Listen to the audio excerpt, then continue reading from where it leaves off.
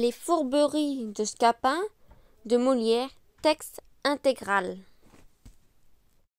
Les personnages. Argante, père d'Octave et de Zerbinette. Géronte, père de Léandre et de Hyacinthe. Octave, fils d'Argante et amant de Hyacinthe. Léandre, fils de Géronte et amant de Zerbinette. Zerbinette, crue égyptienne et reconnue fille d'Argante et aimante de Léandre. Hyacinthe, fille de Géronte et amante d'Octave. Scapin, valet de Léandre et fourbe. Sylvestre, valet d'Octave. Nérine, nourrice de Hyacinthe. Carl, fourbe. Deux porteurs, la Seine et à Naples. Acte 1, scène 1, Octave, Sylvestre. Octave. Ah, fâcheuse nouvelle pour un cœur amoureux. Dure extrémité où je me vois réduit. Tu viens, Sylvestre, d'apprendre au bord que mon père revient. Sylvestre, oui. Octave. Qu'il arrive ce matin même. Sylvestre, ce matin même. Octave. Et qu'il revient dans la résolution de me marier. Sylvestre, oui. Octave. Avec une fille du seigneur Géronte. Sylvestre, du seigneur Géronte. Octave. Est-ce que cette fille est mandée de Térente, ici pour cela? Sylvestre, oui. Octave. Et tu tiens ces nouvelles de mon oncle? Sylvestre, de votre oncle. Octave. À qui mon père les a mandées pour une lettre? Sylvestre, pour une lettre. Octave. Et cet oncle, dis-tu, suit toutes nos affaires? Sylvestre, toutes nos affaires. Octave. Ah, parle, si tu veux, et ne te fais point, de la sorte, arracher les mots de la bouche. Sylvestre. Qu'ai-je à parler davantage? Vous n'oubliez aucune circonstance, et vous dites les choses tout justement comme elles sont. Octave. Conseille-moi, du moins, et me dis ce que je dois faire dans cette cruelle conjoncture. Sylvestre. Ma foi, je me trouve autant embarrassé que vous, et j'aurais bon besoin que l'on me conseillât moi-même. Octave. Je suis assassiné par ce maudit retour. Sylvestre. Je ne le suis pas moins. Octave. Lorsque mon père apprendra les choses, je vais voir foudre sur moi un orage soudain d'éperdueuses réprimandes. Sylvestre. Les réprimandes ne sont rien, et plus au ciel que j'en fus quitte à ce prix, mais j'ai bien la mine pour moi de payer plus cher vos folies, et je vois se former de loin un nuage de coups de bâton qui gravera sur mes épaules. Octave. Au ciel. Par où sortir de l'embarras où je me trouve? Sylvestre. C'est à quoi vous deviez songer avant de vous y jeter. Octave. Ah, tu me fais mourir par tes leçons, hors de question. Sylvestre. Vous me faites bien plus mourir par vos actions étourdies. Octave. Que dois-je faire? Quelle résolution prendre? À quel remède recourir? Scène 2. Scapin, Octave, Sylvestre. Scapin. Qu'est-ce, seigneur Octave? Qu'avez-vous? Qu'y a-t-il? Quel désordre est cela? Je vous vois tout trembler. Octave. Ah, mon pauvre Scapin, je suis perdu, je suis désespéré, je suis le plus infortuné de tous les hommes. Scapin. Comment? Octave. N'as-tu rien appris de ce qui me regarde? Scapin. Non. Octave. Mon père arrive avec le seigneur Géronte, et ils me veulent marier. Scapin. Eh bien, y a-t-il là de si funeste? Et Octave. Et l'âge? Tu ne sais pas la cause de mon inquiétude? Scapin. Non, mais il ne tiendra qu'à vous que je le sache bientôt, et je suis homme consolatif, homme à m'intéresser aux affaires des jeunes gens. Octave. Ah, Scapin, si tu pouvais trouver quelle invention, forger quelques machines pour me tirer de la peine où je suis, je croirais d'être redevable de plus que de la vie. Scapin. À vous dire la vérité, Il y a peu de choses qui me soient impossibles. Et quand je m'en veux mêler, j'ai sans doute reçu du ciel un génie assez beau pour faire les fabriques de ces gentillesses d'esprit, de ces galanteries ingénieuses, à qui le vulgaire ignorant donne le nom de fourberie. Et je puis dire, sans vanité, qu'on n'a guère vu d'homme qui fut plus habile ouvrier de ressort et d'intrigue, qui ait acquis plus de gloire que moi dans ce noble métier. Mais ma foi, le mérite est trop maltraité aujourd'hui, et j'ai renoncé à toute chose depuis certain chagrin d'une affaire qui m'arriva. Octave, comment? Quelle affaire, Scapin? Scapin, une aventure où je me brouillais avec la justice. Octave, la justice? Scapin, oui, nous un petit démêlé ensemble.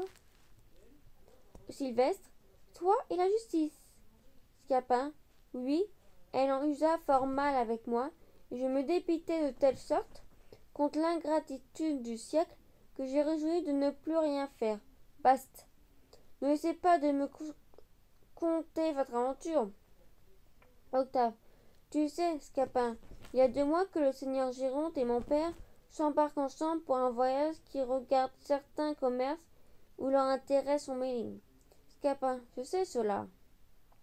Octave, et que Léandre et moi nous fûmes laissés par nos pères, moi sous la conduite de Sylvestre, et Léandre sous ta direction.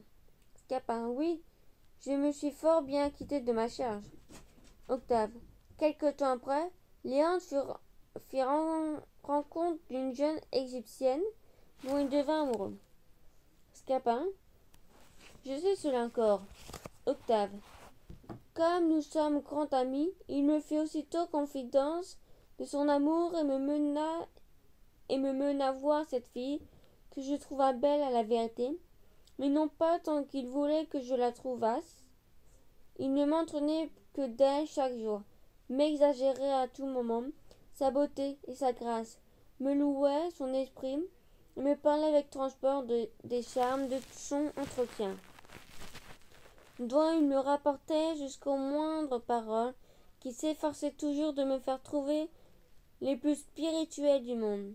Il me querellait quelquefois de n'être pas assez sensible aux choses qu'il me venait dire.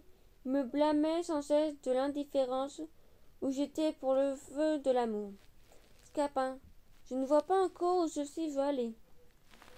Octave, un jour que je l'accompagnai pour aller chez les gens qui gardent l'objet de ses vœux, nous entendîmes dans une petite maison d'une rue écartée quelques plaintes mêlées de beaucoup de sanglots. Nous demandons ce que c'est.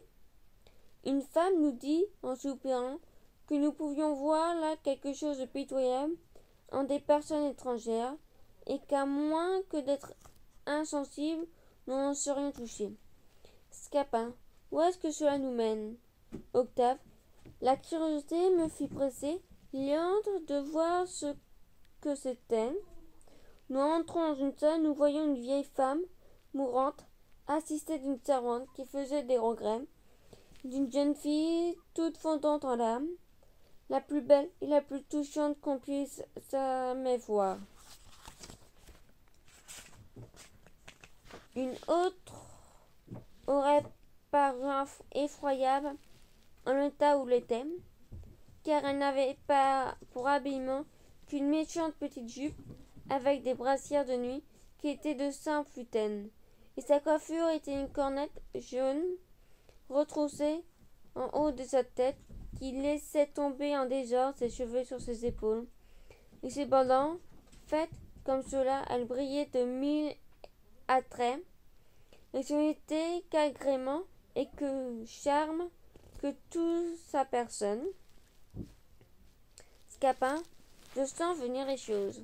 Octave, si tu l'avais vu, Scapin, en l'état que je dis, tu l'aurais trouvé admirable. Scapin, oh, je n'en doute point, et sans l'avoir vue, je vois bien qu'elle était tout à fait charmante. Octave, ses larmes n'étaient point de ces larmes désagréables qui défigurent un visage. Elle avait à pleurer d'une grâce touchante Sa douleur était la plus belle du monde. Scapin. Je vois tout cela. Octave. Elle faisait fondre chacun en larmes en se jetant amoureusement sur le corps de cette mourante, qu'elle appelait sa chère mère. Il n'y avait personne qui ne l'âme percée de voir un si bon naturel. Scapin. En effet, cela est touchant, et je vois bien que ce bon naturel-là, vous la fit aimer. Octave. Ah, Scapin, un barbare l'aurait aimé. Scapin. Assurément, le moyen de s'en empêcher. Octave. Après quelques paroles, dont je tâchais d'adoucir la douleur de cette charmante infligée, nous sortit de là. Il demanda à Léandre ce qui lui semblait de cette personne. Il me répondit froidement qu'il la trouvait assez jolie. Je fus piqué de la froideur avec laquelle il m'en parlait. Je ne voulus point lui découvrir l'effet que ses beautés avaient fait sur mon âme.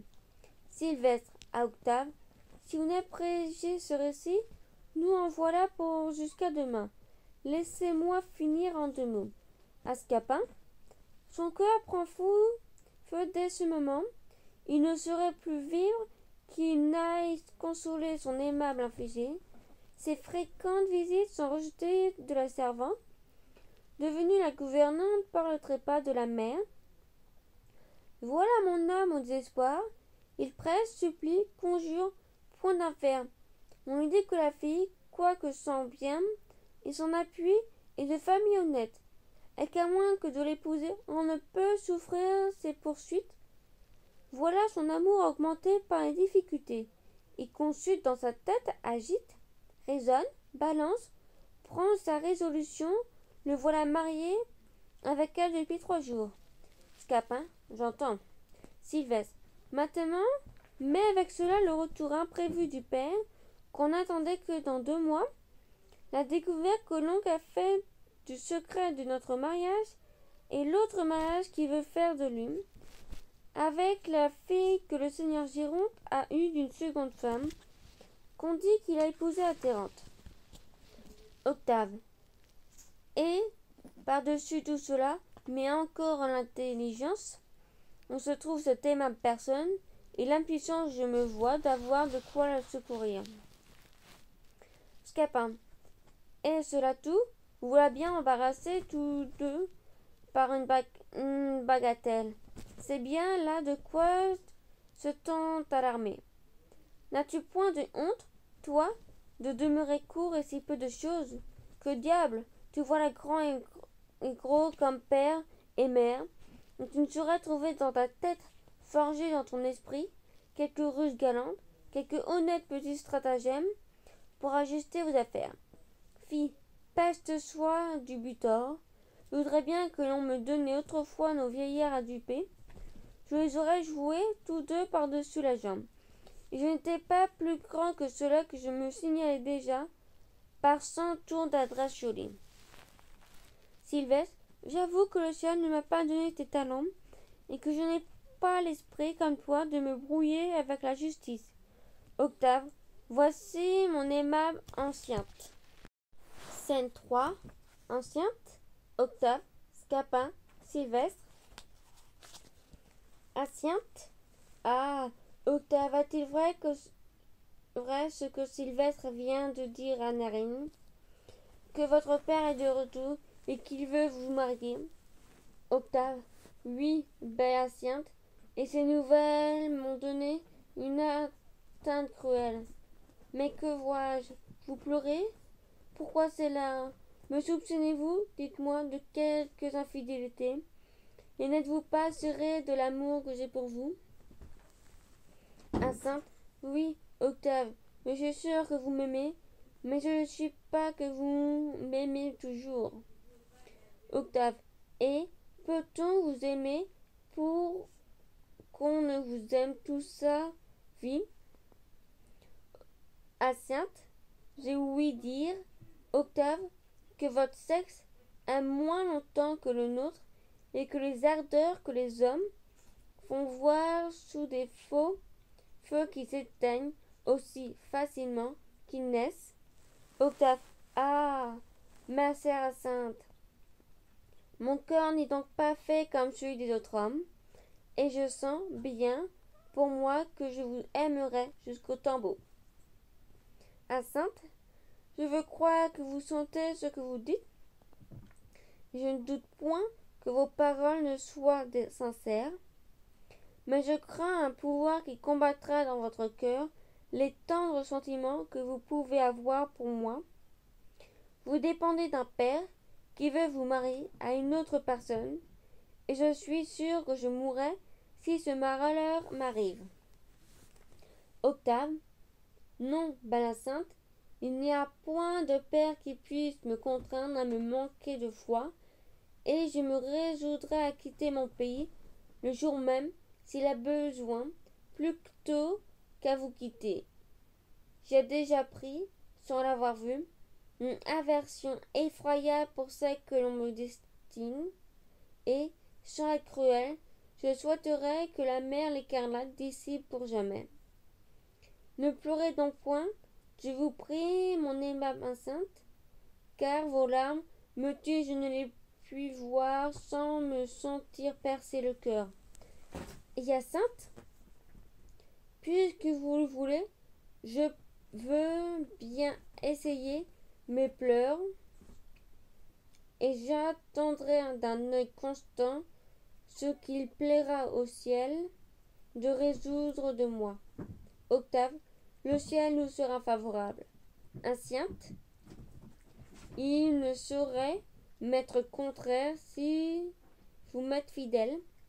Octave, je le serai assurément. Hyacinthe, je serai donc heureuse. Scapin, à part, elle n'est pas tant sotte, ma foi, je la trouve assez passable. Octave, montrant Scapin, voici un homme qui pourrait bien, s'il le voulait, nous être, dans tous nos besoins, d'un secours merveilleux. Scapin, j'ai fait de grands serments, de ne me mêler de plus de monde, mais si vous m'en priez bien fort, tous deux, peut-être, Octave, ah, s'il ne tient qu'à te prier bien fort pour obtenir ton aide, je te jure de tout mon cœur de prendre la conduite de nos barques. Scapin à Hyacinthe, et vous, ne me dites-vous rien? Hyacinthe, je vous conjure, et son exemple par tout ce qui vous est le plus cher au monde, de vouloir servir notre amour. Scapin, il faut se laisser vaincre et avoir de l'humanité. Allez, je veux m'employer pour vous. Quoique, Scapin Octave, chut, à Hyacinthe, allez-vous-en, vous, et soyez en repos. À Octave, et vous, préparez-vous à soutenir avec fermeté l'abord de votre père. Octave, je t'avoue que cet abord me fait trembler par avance, et j'ai une timidité naturelle que je ne saurais vaincre. Scapin, il faut pourtant faire paraître au premier choc de peur que, sur votre faiblesse, il ne prenne le pied, de vous mener comme un enfant. Là, tâchez de vous composer par étude, un peu de hardise, et songez à répondre résolument sur tout ce qu'il pourra vous dire. Octave, je ferai de mieux que je pourrai. Scapin, ça, essayons un peu pour vous accoutumer. Répétons un peu votre rôle. Et voyons si vous ferez bien. Allons, la mine résolue, la tête haute, le regard assuré. Octave, comment cela? Scapin, encore un peu davantage. Octave, ainsi. Scapin, bon, imaginez-vous que je suis votre père qui arrive et répondez-moi fermement, comme si c'était à lui-même. Comment, Panda, voyant infâme, fils indigne d'un père comme moi, oses-tu bien paraître devant mes yeux, après tes bons départements, après le lâche tour que tu m'as joué pendant mon absence? Est-ce là le fruit de mes soins, maraude? Est-ce là le fruit de mes soins? Le respect qui m'est dû, le respect que tu me conserves? Allons donc, tu es l'insolence, fripon, de t'engager dans le consentement de ton père, sans le consentement de ton père, de te contracter un mariage clandestin. Réponds-moi, coquin, réponds-moi, voyons un peu de belles raisons. Oh, que diable, vous demeurez interdit? Octave, ce que je m'imagine, c'est que mon père, que j'entends. Scapin, eh oui, c'est pour cette raison qu'il faut peut-être comme un innocent. Octave, je m'en vais prendre plus de résolution et je répondrai fermement. Scapin, assurément? Octave, assurément. Sylvestre, voilà votre père qui vient. Octave, s'enfuyant. Au ciel, je suis perdu. Scapin, oh là, Octave, demeurez. Octave, le voilà enfui. Quelle pauvre espèce d'homme. Ne laissons pas d'attendre le vieillard. Sylvestre, que lui dirai-je? Scapin, laissez-moi dire. Moi, il ne fait que me suivre. Scène 4. Argan, Scapin, Sylvestre. Argan, se croyant seul, a-t-on jamais ouï parler d'une action pareille à celle-là? Scapin, il a déjà appris l'affaire et elle lui tient si fort en tête que tout seul il en parle à haut.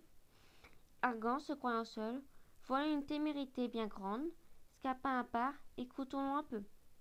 Argan, se croyant seul, je voudrais bien savoir ce qu'ils pourront dire sur ce beau mariage. Scapin, nous avons songé. Argan, se croyant seul, tâcheront-ils de me nier les choses? Scapin, non, nous n'y pensons pas. Argan, se croyant seul, et s'ils entreprendront de l'excuser? Scapin, celui-là se pourra faire. Argan, prétendront-ils m'amuser par des contes en l'air? Scapin, peut-être. Argan, tous leurs discours seront inutiles. Scapin, nous allons voir. Argan, ils ne m'en donneront point à garder. Scapin, ne jureront de rien. Argan, je saurai mettre mon pendard de fils en lieu de sûreté.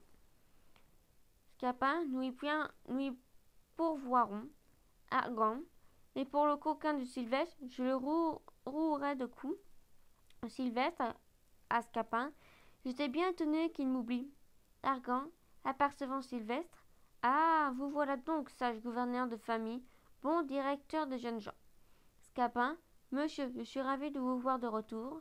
Argan, bonjour, Scapin, à Sylvestre, vous avez suivi mes ordres vraiment d'une belle manière, et mon fils s'est comporté fort sagement pendant mon absence. Scapin, vous vous portez bien à ce que je vois. Argan, assez bien. À Sylvestre, je ne dis mot. Coquin, tu ne dis mot? Scapin, votre voyage a-t-il été bon? Argan, mon Dieu, fort bon. Laissez-moi un peu quereller en repos. Scapin, vous voulez quereller? Argan, oui, je veux quereller. Scapin, et qui, monsieur? Argan, montrant Sylvestre ce moreau-là. Scapin, pourquoi? Argan, tu n'as pas ouï parler de ce qui s'est passé dans mon absence? Scapin, j'ai bien ouï parler de quelques petites choses. Argan, comment quelques petites choses? Une action de cette nature? Scapin, vous avez quelques raisons. Argan, une niardise pareille à celle-là. Scapin, celle-là est vraie. Argan, un fils qui se marie sans le consentement de son père. Scapin, oui, il y a quelque chose à dire à cela. Mais je serais d'avis que vous ne faisiez point de bruit. Argan, je ne suis pas de cet avis. Moi, je veux faire du bruit dans mon soul. Quoi, tu ne trouves pas que j'ai tous les sujets du monde d'être en colère? Scapin, si fait, j'en ai d'abord été. Moi, lorsque j'ai su les choses, je me suis intéressé pour vous jusqu'au quereller votre fils. Demandez-lui un peu quelle belle réprimande je lui ai fait, et comme je lui chapitrerai sur le peu de respect qu'il gardait à un père dont il devrait baiser les mains. On ne peut pas lui mieux parler que quand ce serait vous-même. Mais quoi? Je me suis rendu à la raison, et j'ai considéré que, dans le fond, il n'a pas tant de tort qu'il faudrait croire. Argan, comme vient donc tu censé? Il n'a pas tant de tort d'aller se marier du but au blanc avec une inconnue? Scapin, que voulez-vous? Il a été poussé par sa destinée. Argan, ah, voici une raison des plus belles du monde. On n'a plus qu'à commettre tous les crimes imaginables, tromper, voler, assassiner, et dire pour excuser qu'on a été poussé par sa destinée. Scapin, mon Dieu, vous prenez vos paroles trop en philosophe. Je veux dire qu'il s'est trouvé fatalement engagé dans cette affaire. Argan, et pourquoi s'y engage-t-il? Scapin, Voulez-vous qu'ils soient sages que vous? Les jeunes gens sont jeunes, ils n'ont pas toute la prudence qu'il leur faudrait pour ne rien faire que de raisonnable. Témoin notre Léon, qui, malgré toutes mes leçons, malgré toutes mes remontrances, il allait faire de son côté pire encore que votre fils. Je voudrais bien savoir si vous-même vous n'avez pas été jeune, et n'avez pas, dans votre temps, fait des fraidises comme les autres. J'ai ouï dire, moi, que vous aviez été autrefois un compagnon parmi les femmes, que vous faisiez de votre drôle avec les plus galants de ce temps-là, et que vous ne nous approchiez point que vous ne poussassiez au bout. Argan, cela est vrai, j'en demeure d'accord, mais je m'en suis toujours tenu à la galanterie. Je n'ai point été jusqu'à faire ce qu'il a fait. Scapin, que voulez-vous qu'il fît? Il voit une jeune personne qui lui veut du bien. Il la trouve charmante. Il lui rend des visites, on lui conte des douceurs, soupire galamment, fait le passionné. Elle se rend à sa poursuite. Il pousse sa fortune. La voilà surprise avec elle par ses parents, qui, la force à la main, le contraignent de l'épouser. Sylvestre à part, l'habile fourbe que voilà. Scapin, eussiez-vous voulu qu'il se fût laissé tuer? Il vaut mieux encore être marié qu'être mort. Argan, on ne m'a pas dit que l'affaire se soit ainsi passée. Scapin, montrant Sylvestre, demandez-lui plutôt, il ne vous dira pas le contraire. Argan à Sylvestre, c'est par force qu'il a été marié? Sylvestre, oui, monsieur. Scapin, voudrais-je vous mentir? Argan, il devait donc aller tout aussitôt protester la violence chez un notaire. Scapin, c'est ce qu'il a voulu faire. Argan, cela m'aurait donné plus de facilité à rompre ce mariage. Scapin, rompre ce mariage? Argan, oui. Scapin, vous ne le romprez point. Argan, je ne le romperai point.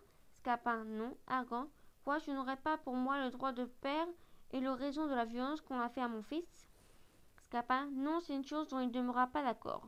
Argan, il n'en demeurera pas d'accord. Scapin, non. Argan, mon fils? Scapin, votre fils, vous voulez qu'il confesse qu'il était capable de crainte et que ce soit par force qui lui a fait ces choses-là? Il n'a gardé d'aller avouer cela. Ce serait se faire tort et se montrer indigne d'un père comme vous.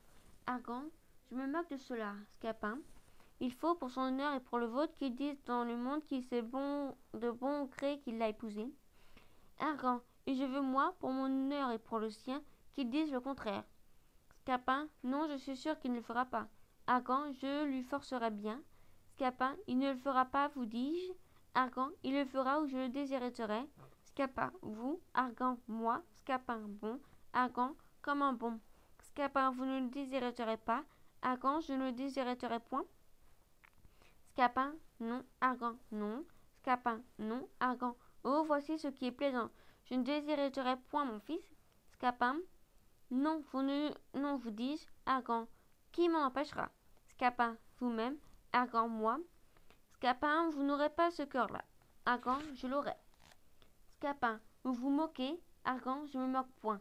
Scapin, la tendresse paternelle fera son office. Argan, elle ne fera rien. Scapin, oui, oui. Argan, je vous dis que cela sera. Scapin, bagatelle. Argan, il ne faut point dire bagatelle. Scapin, mon Dieu, je vous connais, vous êtes bon naturellement.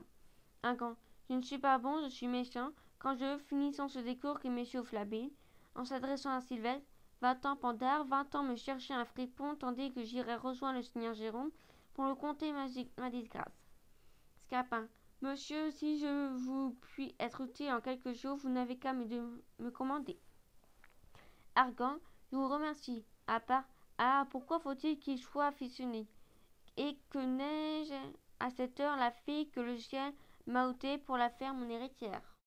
Sainte Sainte, Scapin, Sylvestre. Sylvestre, j'avoue que tu es un grand homme et voilà l'affaire est bon train.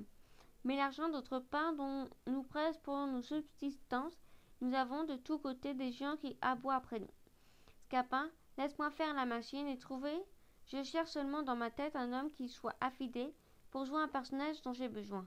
Attends, tiens-toi un peu, enfonce ton bonnet en méchant garçon, campe-toi sur un pied, mets la main au côté, fais les yeux furibonds, marche un peu en roi de théâtre, voilà qui est bien. Chez moi, j'ai des secrets pour déguiser ton visage et ta voix. Sylvestre, je te jure au moins de ne m'aller point m'embrouiller avec la justice. Scapin, va, nous partageons ce péril en frères, et 3 ans de galère, de plus ou de moins, ce ne sont pas pour arrêter un noble cœur. Acte 2, scène 1, Géronte, Argan. Géronte, oui, sans doute, par le temps qu'il fait, nous aurons ici nos gens aujourd'hui. Et un matelot qui vient à Torrente m'a assuré qu'il a vu mon homme qui était prêt de s'embarquer, mais l'arrivée de ma fille trouvera les choses mal disposées à ce que nous proposions. Est-ce que vous venez de m'apprendre de votre fils rompre étrangement les mesures que nous avions prises ensemble? Argan, ne vous mettez pas en peine. Je vous réponds de renverser tout cela, et j'y vais travailler de ce pas. Géronte, ma foi, Seigneur Argan, voulez-vous que je vous dise, l'éducation des enfants est une chose à qui il faut s'attacher fortement. Argan, sans doute. À quel propos cela? Géronte, à propos de ce que le mauvais déportement des jeunes gens viennent le plus souvent de la mauvaise éducation que leur père leur donne. Argan, cela arrive parfois. Mais que voulez-vous dire par là? Géronte, c'est ce que je veux dire par là. Argan, oui. Géronte, que si vous aviez un brave père, bien originaire, votre fils, il nous aurait point pas joué le tour qu'il vous a fait. Argan, fort bien, de sorte donc que vous avez bien m'originer le vôtre. Géronte, sans doute, il ne serait bien fâché qu'il m'eût rien fait approchant de cela. Argan, et si ce fils que vous avez un brave père, c'est bien m'originer, avait fait bien encore que le mien. Et Géronte, comment? Argan, comment? Géronte, qu'est-ce que cela veut dire? Argan, cela veut dire, Seigneur Géronte, qu'il ne faut pas être si prompt à condamner les conduites des autres, et que ceux qui veulent closer doivent bien regarder chez eux s'il n'y a rien qui cloche. Géronte, je n'entends point cette énigme. Géronte, Argante, on vous l'expliquera. Géronte, est-ce que je lui dire quelque chose de mon fils? Argante, cela se peut faire. Géronte, un coup encore, Scapin. Argan, votre Scapin de mon dépit ne m'a dit la chose qu'en gros, que vous pourriez de lui ou de quelqu'un autre être un autrui de bétail. Pour moi, je vais vite consulter un avocat et aviser de pays que j'ai à apprendre jusqu'au revoir. Scène 2, Léandre, Géronte, seul, que pourrait-ce être que cette affaire-ci, pire encore que le sien? Pour moi, je ne vois pas ce que l'on peut faire de pis. Je trouve que se marier sans le consentement de son père est une action qui passe tout ce qu'on peut s'imaginer. Ah, vous voilà. Léandre, en courant à lui pour l'embrasser. Ah, mon père, que de joie que de vous voir. Géronte, refusant de l'embrasser. Doucement, parlons un peu d'affaires. Léandre, souffrez que je vous embrasse et que, Géronte, le repousse encore. Doucement, vous dis-je. Léandre, quoi? Vous me refusez, mon père, de vous exprimer mon transport pour mes rembrassements? Géronte, oui, nous avons quelque chose à démêler ensemble. Léandre, et quoi? Géronte, tenez-vous à ce que je vous vois en face? Léandre, comment? Géronte, regardez-moi entre deux yeux. Léandre, eh bien. Géronte, est-ce donc qui s'est passé ici? Léandre, ce qui s'est passé? Géronte, oui, qu'avez-vous fait dans mon absence? Léandre, que voulez-vous, mon père, qu'ai-je fait? Géronte, ce n'est pas moi qui veux que vous ayez fait, mais qui demande à ce que vous avez fait. Léandre, moi je n'ai fait aucune chose dont vous ayez lieu de vous plaindre. Géronte, aucune chose? Léandre, non. Géronte, vous êtes bien résolu. Léandre, c'est ce que je suis de mon naissance. Géronte, Scapin, pourtant un dire de vos nouvelles. Léandre, Scapin? Géronte, ah, ce mot vous fait rougir. Léandre, il voit dire quelque chose de moi. Géronte, ce lieu n'est pas tout à fait propre à vider cette affaire, et nous allons l'examiner ailleurs. Quand on se rend au logis, j'y vais revenir tout à l'heure. Ah, traite, s'il faut que tu ne me déshonores, je te renonce pour mon fils, et tu peux bien jamais te résoudre à fuir de ma présence. Scène 3, Octave, Scapin, Léandre. Léandre seul, me trahir de cette manière. Un coquin qui doit, par cette sans raison, être le premier à cacher les choses que je lui ai confiées, et le premier à aller les découvrir à mon père. Ah, je jure le ciel, que cette raison ne demeurera pas impunie. Octave, mon cher Scapin, que dois-je point à tes soins, que tu es un homme admirable, et que le ciel me favorable de t'envoyer à mon secours. Léandre, ah, vous voilà, je suis ravi de vous trouver, monsieur le coquin. Scapin, monsieur, votre serviteur, c'est trop d'honneur que vous me faites. Léandre, mettant l'épée à la main, Vous faites le méchant plaisantin. Ah, je vous apprendrai. Scapin se mettant à genoux. Monsieur. Octave se mettant entre eux pour empêcher Léandre de le frapper. Ah, Léandre. Léandre, non, Octave, ne me retenez point, je vous prie. Scapin à Léandre. Et monsieur. Octave à retenant. De grâce. Léandre, voulant frapper Scapin. Laissez-moi contenter mon ressentiment. Octave. Au nom de l'amitié, Léandre, ne le maltraitez point. Scapin. Monsieur, que vous ai-je fait? Léandre, voulant le frapper. Ce que tu m'as fait, traître. Octave, le retenant. Eh, doucement. Léandre, non, Octave, je veux qu'il me confesse lui-même tout à l'heure le perfidie qu'il m'a fait. Oui, coquin, je sais le traître que tu m'as joué. Eh bien, de me l'apprendre que tu croyais peut-être que l'on me dût révéler ce secret. Mais je veux en avoir la confession de ta propre bouche, et je veux te passer cette épée à travers du corps. Scapin. Ah, monsieur, auriez-vous bien ce cœur-là? Léandre. Parle donc. Scapin. Je vous ai fait quelque chose, monsieur? Léandre. Oui, coquin, et ta conscience ne dit pas trop ce que c'est? Scapin. Je vous assure que je l'ignore. Léandre, s'avançant pour le frapper. Tu l'ignores. Octave, le retenant. Léandre. Scapin. Eh bien, monsieur, puisque vous le voulez, je vous confesse que j'ai bu avec mes amis ce petit carton de vin d'Espagne dont vous avez fait présence il y a quelques jours, et que c'est pour moi qui fit enfant tantôt et qui répondit de l'eau autour pour faire croire que le vin s'était échappé. Léandre. C'est toi, Pandore, qui m'as bu mon vin d'Espagne, qui a été cause que j'ai tant querellé la servante, croyant que c'était elle qui m'avait fait le tour. Scapin. Oui, monsieur, je vous en demande pardon. Léandre. Je suis bien aise d'apprendre cela, mais ce n'est pas l'affaire dont il est question. Scapin. Ce n'est pas cela, monsieur? Léandre. Non, c'est une autre affaire qui me touche bien plus, et je veux que tu me le dises. Scapin. Monsieur, je ne me souviens pas d'avoir fait autre chose. Léandre voulant le frapper. Tu ne veux pas parler? Scapin. Eh. Octave le retenant tout doux. Scapin. Oui, monsieur, il est vrai qu'il y a 3 semaines que vous m'envoyez apporter le soir une petite montre à la jeune égyptienne que vous aimez. Je reviens loger, mes habits tout couverts de boue et le visage plein de sang. Vous dites que j'avais trouvé des voleurs qui m'avaient bien battu. Ils m'avaient dérobé la montre. C'était moi, monsieur, qui l'avais retenue. Léandre, c'est toi qui as retenu ma montre? Scapin. Oui, monsieur, enfin de voir quelle heure il est. Léandre. Ah, j'apprends ici des jolies choses, que j'ai un serviteur fort fidèle. Vraiment, mais ce n'est pas encore cela que je demande. Scapin. Ce n'est pas cela. Léandre. Non, infâme, c'est autre chose, et encore je veux que tu me confesses. Scapin. Père. Peste. Léandre. Parle vite, j'ai hâte. Scapin. Monsieur, voilà tout ce que j'ai fait. Léandre voulant frapper Scapin. Voilà tout. Octave se mettant en devant. Eh. Scapin. Eh bien, oui, monsieur. Vous vous souvenez de ce loup-garou qui a 6 mois qui vous donna tant de coups de bâton de la nuit? Il vous pensa faire rompre le cou dans une cave où vous tomba en fuyant? Léandre. Eh bien, Scapin, c'était moi. Monsieur qui faisait le loup-garou. Léandre. C'était toi, traître, qui faisait le loup-garou? Scapin. Oui, monsieur, seulement, qui vous faire peur, vous ôtez l'envie de nous faire courir toute la nuit comme vous avez coutume.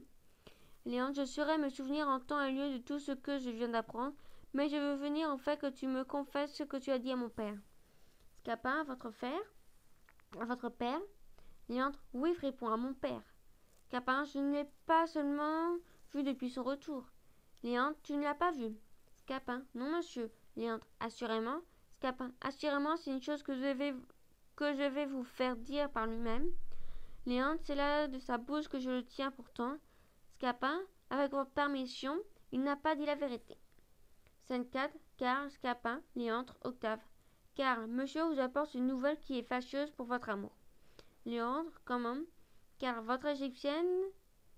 Vos Égyptiens sont sur le point de vous enlever Gerbinette, elle-même les larmes aux yeux, m'a chargé de venir vous promptement vous dire que dans 2 heures, vous ne songez à leur porter l'argent qui vous ont demandé pour elle, vous l'aurez perdu pour jamais. Léandre. Dans 2 heures. Karl. Dans 2 heures. Léandre. Ah, mon pauvre Scapin, j'implore ton secours. Scapin, passant devant lui avec un air fier. Ah, mon pauvre Scapin, mon pauvre Scapin, je suis mon pauvre Scapin à cette heure qu'on a besoin de moi. Léandre. Va, je te pardonne tout ce que tu viens de me dire, et pire encore que tu me l'as fait. Scapin. Non, non, me pardonnez bien. Passez-moi votre épée à travers le corps, je serai ravi que vous me tuiez.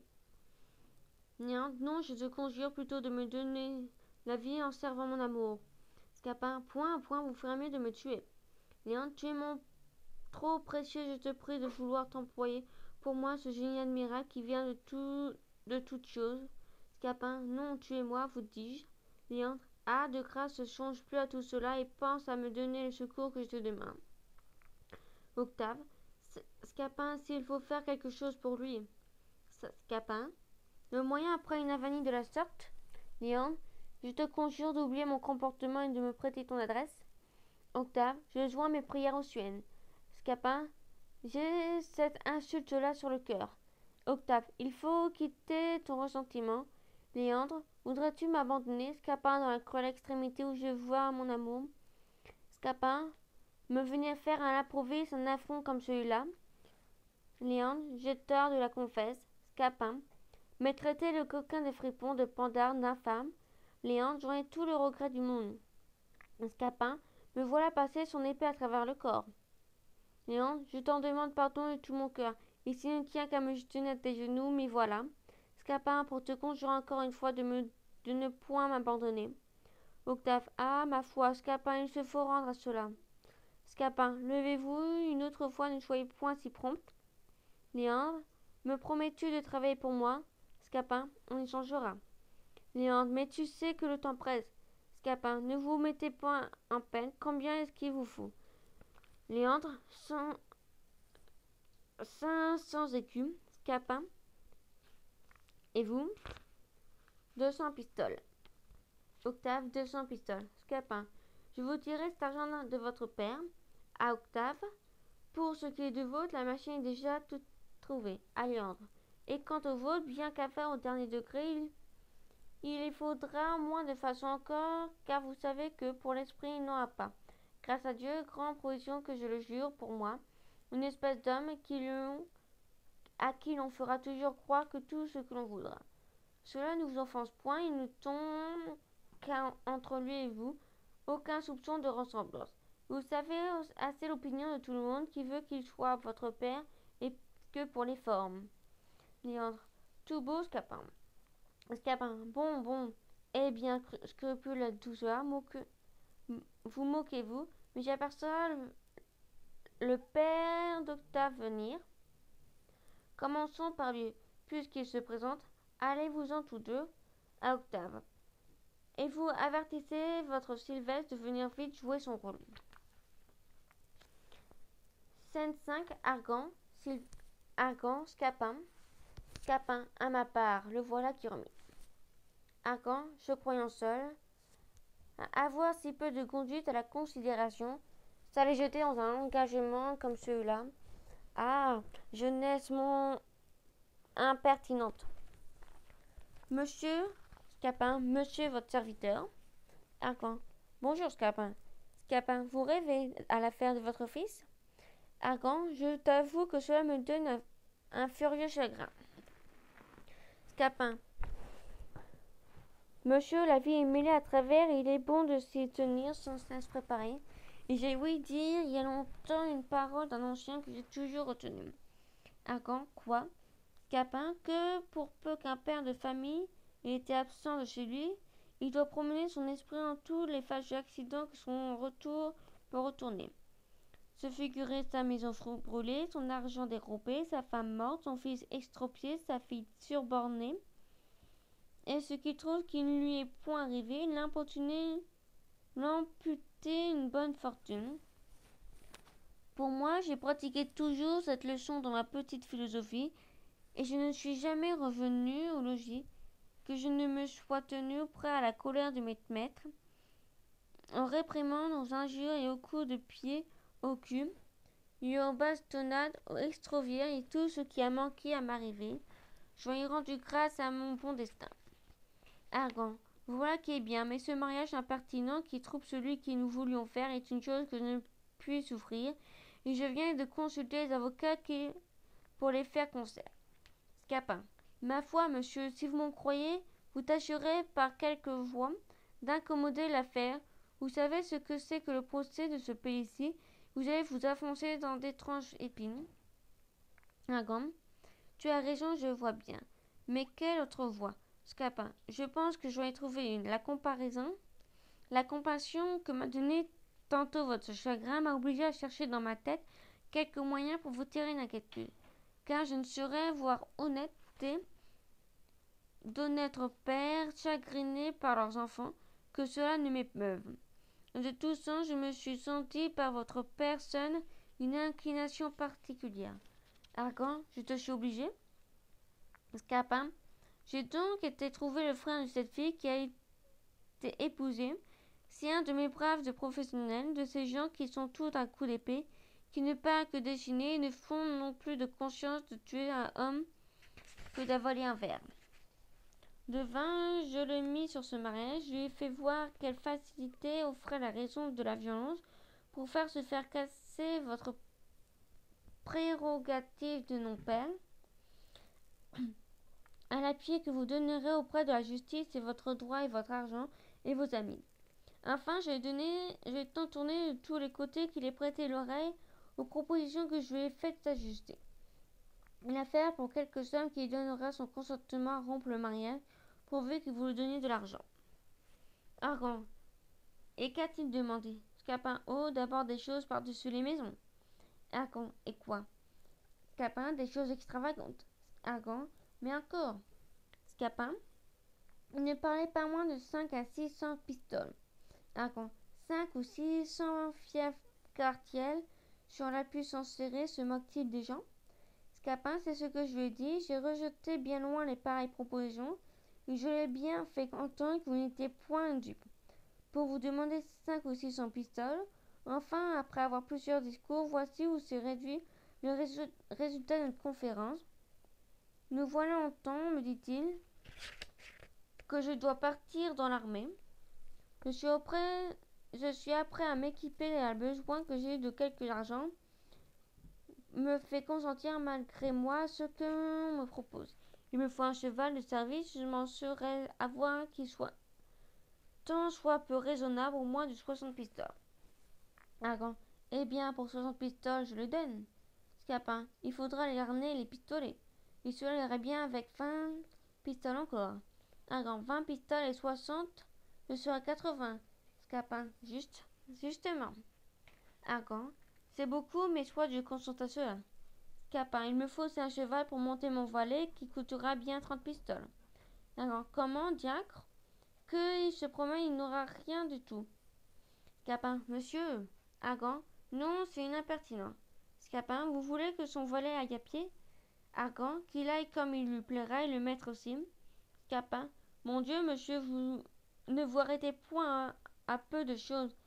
N'allez point plaider, je vous prie de n'aimer tout pour vous sauver des mains de la justice. Argan, eh bien, soit, je me réjouis de donner encore de ces 30 pistoles. Scapin, il me faut encore, a-t-il dit, un mulet pour porter? Argan, oh, qu'il aille au diable avec ce mulet. C'est un trou et nous irons devant le juge. Scapin, de grâce, monsieur. Argan, non, je n'en ferai rien. Scapin, monsieur, un petit mulet. Argan, je ne lui donnerai pas seulement une âme. Scapin, considérez. Argan, non, j'aime mieux plaider. Scapin, eh, monsieur, de quoi parlez-vous là? Et à quoi vous résolvez-vous? Jetez les yeux sur les détours de la justice, vous voyez combien d'appels, de degrés et juridictions, combien de procédures embarras, combien d'animaux ravissants par les griffes duquel vous faudra passer, sergents, procureurs, avocats, greffiers, substituts, rapporteurs, juges et leurs clercs.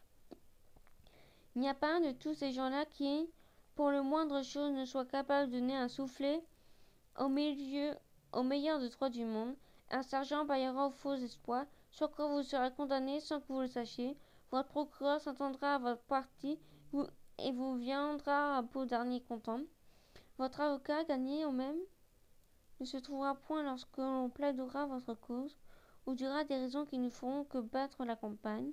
Ils n'iront point en fait. Le greffier délivrera par contenance des sentences et arrêtés contre vous.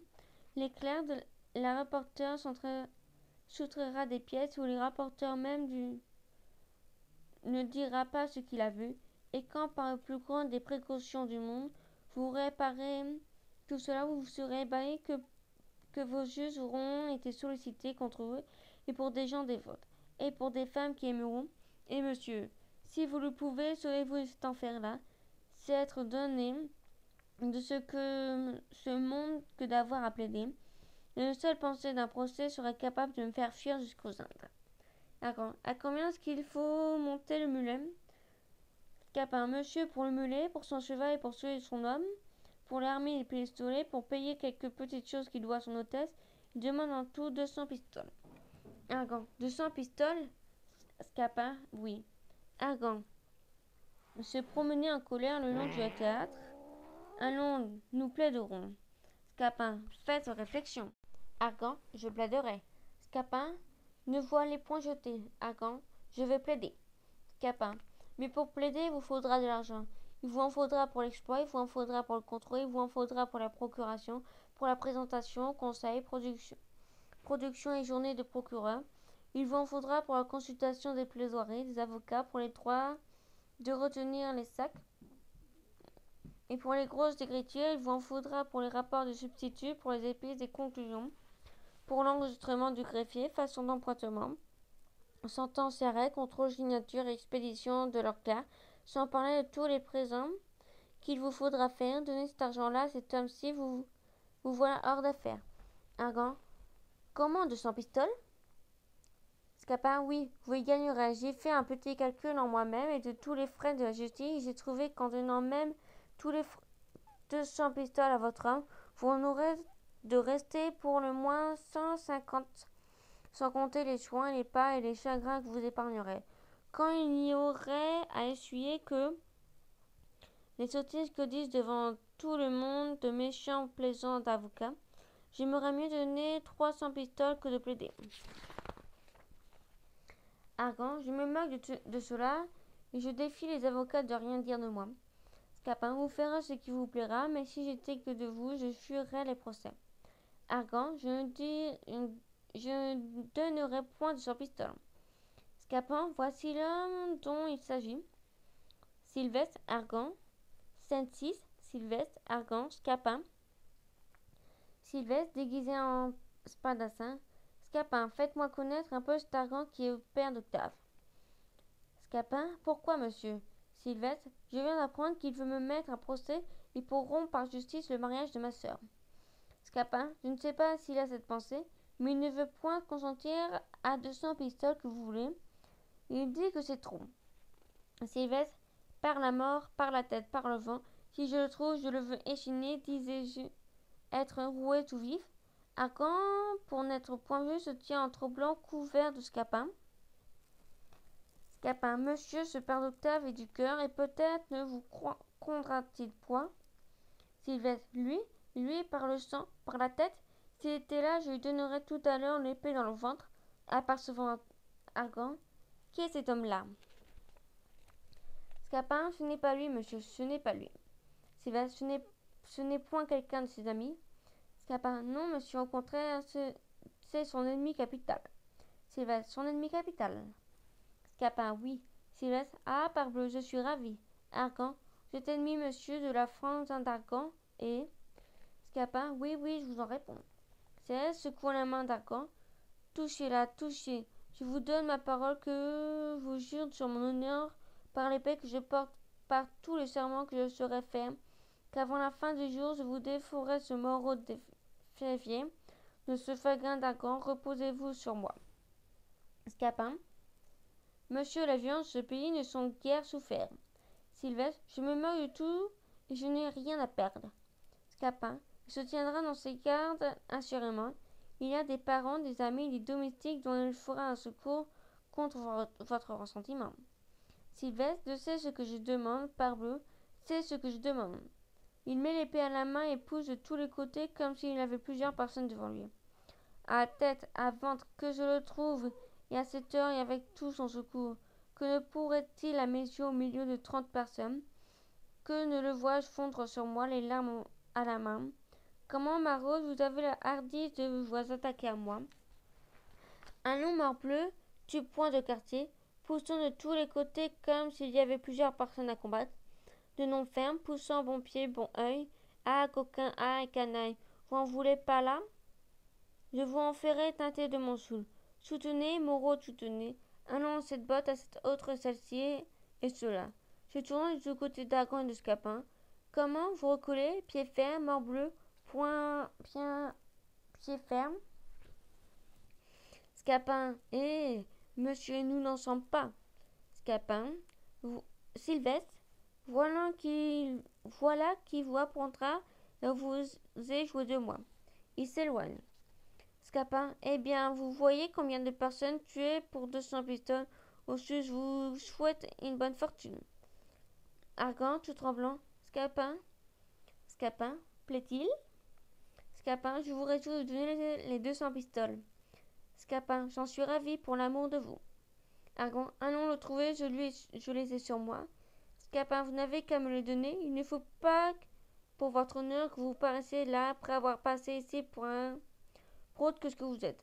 Et de plus, je craindrais qu'en vous faisant connaître, il n'ait la savité de vous demander davantage. Argan, mais j'aurais été bien aise de voir comme je donne mon argent. Scapin, est-ce que vous vous défiez de moi? Argan, non pas, mais... Scapin, parbleu, monsieur, je suis un fourbe et je suis honnête homme. C'est l'un des deux. Est-ce que je voudrais vous tromper? Est-ce que tout ceci d'autre intérêt que le vôtre et celui de mon maître, et que vous voulez vous allier? Si je vous suis respect, je ne me mêle plus de rien, et vous n'avez qu'à chercher des secteurs qui accommodera aux affaires. Argan, tiens donc. Scapin, donc, monsieur, ne vous confiez point votre argent, ne serait bien aise que vous serviez de quelqu'un d'autre. Argan, mon Dieu, tiens. Scapin, non, vous dis, je vous fie point à moi. Que sait-on si je point attraper votre argent?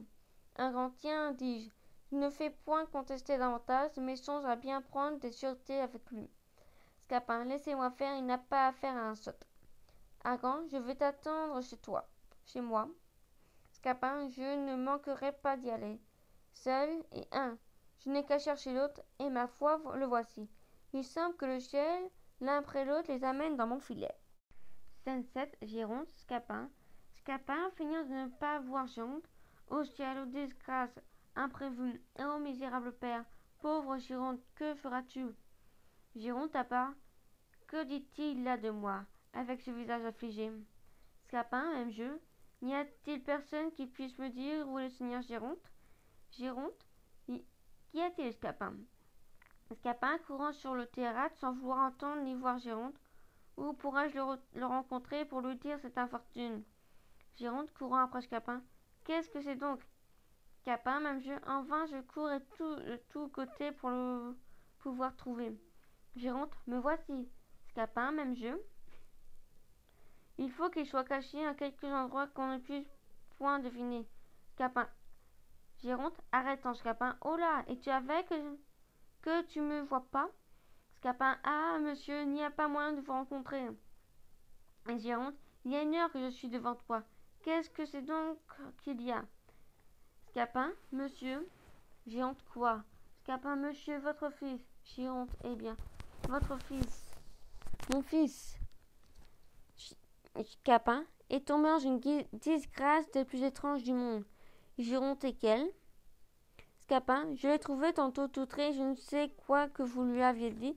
Vous m'avez mêlé à ces mal-propos. Et cherchant à divertir cette tristesse, nous nous sommes allés promener sur le port. Là, entre autres plusieurs choses, nous avons arrêté nos yeux sur une galère turque et assez bien équipée. Un jeune turc de bonne mine nous invitait d'y entrer et nous a présenté la main. Nous y avons passé, nous avons fait 1000 civilités, nous a donné la collation et nous avons mangé des fruits les plus excellents qui se puissent voir et bu du vin que nous avons trouvé de délection du monde. Géronte, qu'y a-t-il de si affligeant dans tout cela? Scapin, attendez, monsieur, nous y voici. Pendant que nous mangions, il a fait mettre la galère en mer. En se voyant éloigné du port, il m'a fait mettre dans une esquive. Il m'envoie vous dire que, si vous ne lui envoyez pas moi tout à l'heure 500 écus, il va vous emmener votre fils à Alger. Géronte, comment dire 500 écus? Scapin, oui, monsieur, et de plus, il m'a donné pour cela que 2 heures.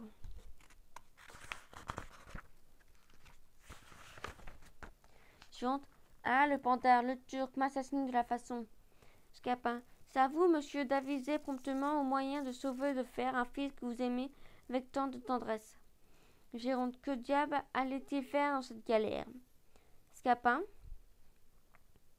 Ne songez pas à ce qui est arrivé. Géronte. Va-t'en, Scapin, va-t'en dire à ce Turc que je vais envoyer la justice après lui. Scapin. La justice, en plein air, vous moquez de vous des gens.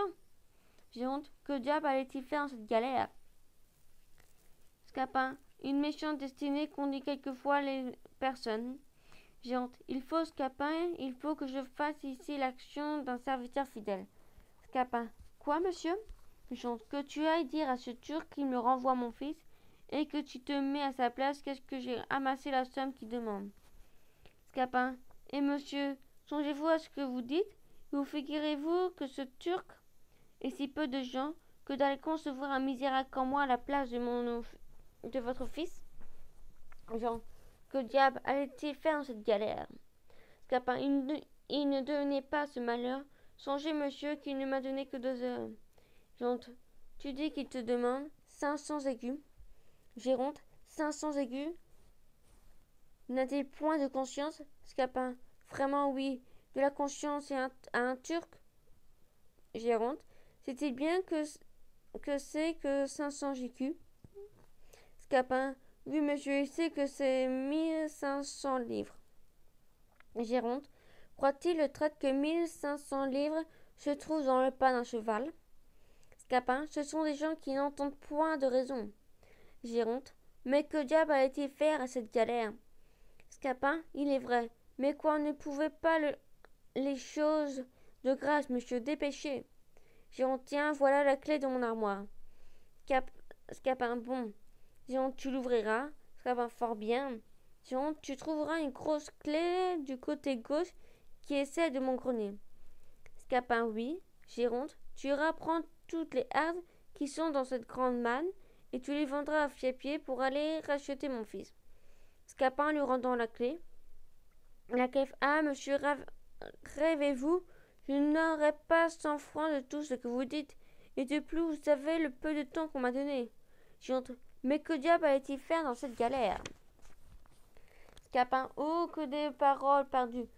Laissez là cette galère et songez que le temps presse et que vous aurez risqué de perdre votre fils. Et là, mon pauvre maître, peut-être que je ne verrai de ma vie, à quelle heure que je parle, on t'emmène esclave à Alger. Mais le ciel me sera témoin que je fais pour toi tout ce que j'ai pu, et que si tu manques à être racheté, il n'en faut qu'accuser un peu d'amitié de ton père. Géronte. Attends, Scapin, je m'en vais guérir cet homme. Scapin. Dépêchez donc vite. Monsieur, je tremble que l'heure ne sonne. Géronte. N'est-ce pas 400 écus que tu dis? Scapin. Non, 500 écus. Géronte. 500 écus? Scapin. Oui. Géronte. Que diable allait-il faire dans cette galère? Scapin. Vous avez raison, mais hâtez-vous. Géronte. N'y avait-il point de promenade? Scapin. Cela est vrai, mais faites promptement. Géronte. Ah, maudite galère. Scapin. À part. Cette galère le tient au cœur. Géronte. Tiens, Scapin, je ne me souviens pas que je viens justement de recevoir cette somme en or. Je ne croyais pas qu'elle dû m'être aussitôt revue. Je lui présente sa bourse qui ne lui est pourtant pas allée, et dans ce transport, il faut aller sans bras de côté et d'autre. Et Scapin le tient pour avoir la bourse. Tiens, va-t'en rechercher mon fils. Scapin tendant la main. Oui, monsieur. Géronte retenant la bourse qu'il fait semblant de vouloir donner à Scapin, mais dit à ce Turc que c'est un scélérat. Scapin tentant toujours la main. Oui. Géronte. Même jeu. Un infâme. Scapin. Oui. Géronte. Même jeu. Un homme sans foi en valeur. Un voleur. Scapin. Laissez-moi faire. Géronte. Même jeu. Qu'il me tire 500 écus contre toutes sortes de droits. Scapin. Oui. Géronte. Même jeu. Que je ne les lui donne ni à ma mort ni à la vie. Scapin. Fort bien. Géronte. Et que, si jamais je l'attrape, je saurai me venger de lui. Scapin. Oui. Géronte, remontant sa bourse dans sa poche et en allant. Va, vite recueillir mon fils. Scapin, allant après lui. Oh là, monsieur. Géronte. Quoi? Scapin. Où est donc cet argent? Géronte. Ne te l'ai-je pas donné? Scapin. Non, vraiment, vous l'avez remis dans votre poche. Géronte. Ah, c'est la douleur qui me trouble l'esprit. Scapin. Je le vois bien. Géronte. Que diable allait-il faire dans cette galère? Oh, maudite galère! Traître de Turc! Que tous les diables! Scapin seul. Il ne peut digérer les 500 écus que je lui arrache, mais il n'est pas quitte envers moi, et je veux qu'il me paye une autre monnaie l'imposture qu'il m'a fait auprès de son fils. Scène 8. Octave, Léandre, Scapin. Octave. Eh bien, Scapin, as-tu réussi pour moi dans ton entreprise? Léandre. As-tu fait quelque chose pour tirer mon amour de la peine où il est? Scapin à Octave. Voilà 200 pistoles que j'ai tirées de votre père. Octave. Ah, que tu me donnes des joies. Scapin à Léandre. Pour vous, je n'ai pu rien faire. Léandre veut s'en aller. Il faut donc que j'aille mourir. Je n'ai que faire de vivre sans Gerbinette à mes côtés. Scapin. Oh là, tout doucement, comme diantre. Vous allez vite. Léandre se retourne. Que veux-tu que je devienne? Scapin. Allez, j'ai votre affaire ici. Léandre revient. Ah, tu me redonnes la vie.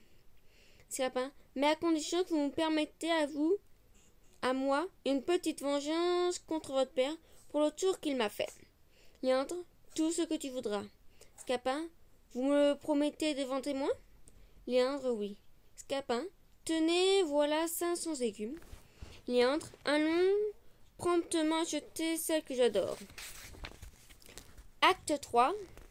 Scène 1. Gerbinette, Hyacinthe, Scapin, Sylvestre. Sylvestre. Oui, vos amants ont arrêté entre eux que vous faisiez ensemble, et nous nous acquittons de l'ordre qu'ils nous ont donné. Hyacinthe à Gerbinette. Un tel ordre n'a rien qui ne me soit fort agréable. Je reçois avec joie une compagne de la sorte, et il ne tiendra pas à moi que l'amitié qui est entre les personnes que nous aimions ne se répandre entre nous deux. Gerbinette. J'accepte la proposition et ne suis point personne à reculer lorsque l'on m'attaque d'amitié. Scapin. Et lorsque c'est d'amour qu'on vous attaque? Gerbinette. Par l'amour, c'est une autre chose. On y court un peu plus de risques et je n'y suis plus si hardi. Scapin. Vous l'êtes, que je crois, contre mon maître maintenant, et ce qu'il vient de faire pour vous doit vous donner du cœur pour répondre comme il faut à sa passion. Gerbinette. Je ne m'y fie encore que de la bonne sorte, et je n'ai pas assez pour m'assurer entièrement que ce qu'il vient de faire.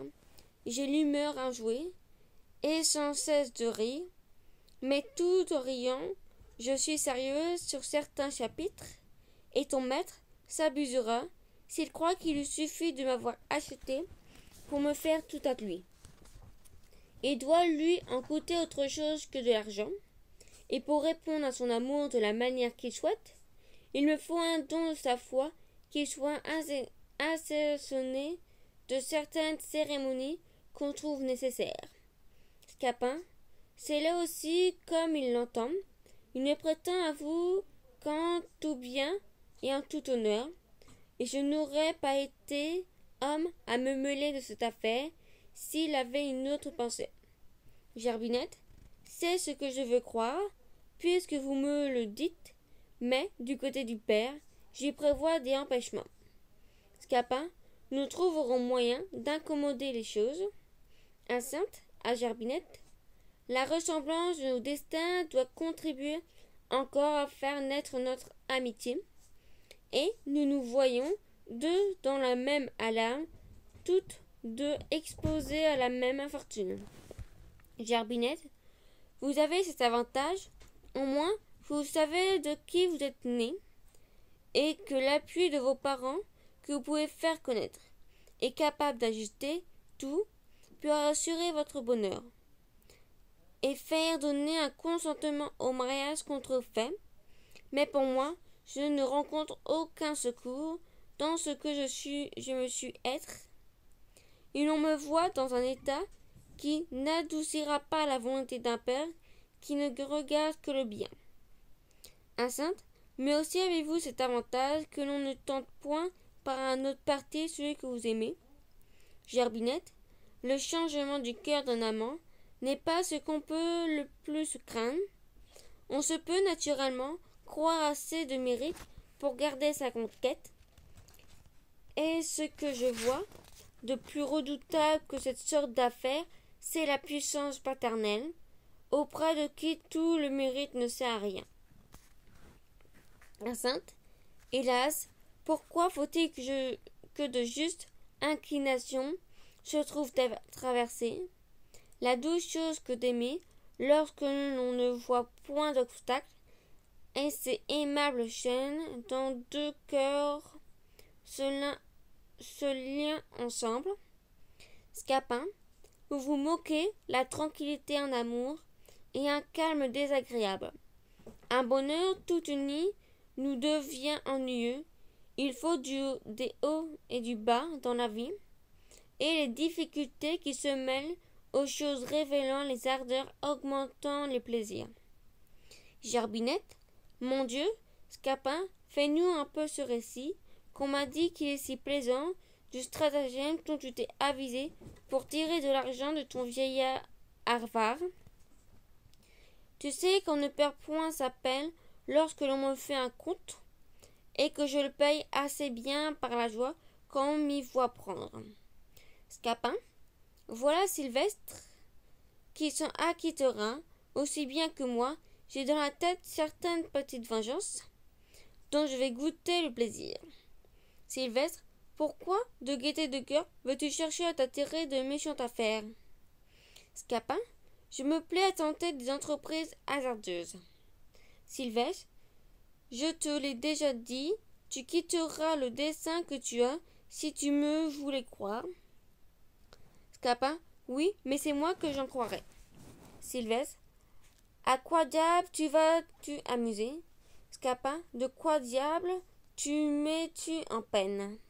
Sylvestre, c'est que je vois que sans nécessité, tu vas courir risque de t'attirer une venue du coup de bâton.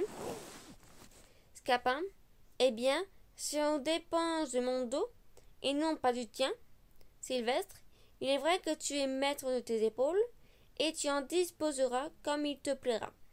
Scapin, ces sortes de périls ne m'ont jamais arrêté, et je hais ce cœur pusillanimiste qui, pour trop prévoir les suites des choses, n'ose rien entreprendre.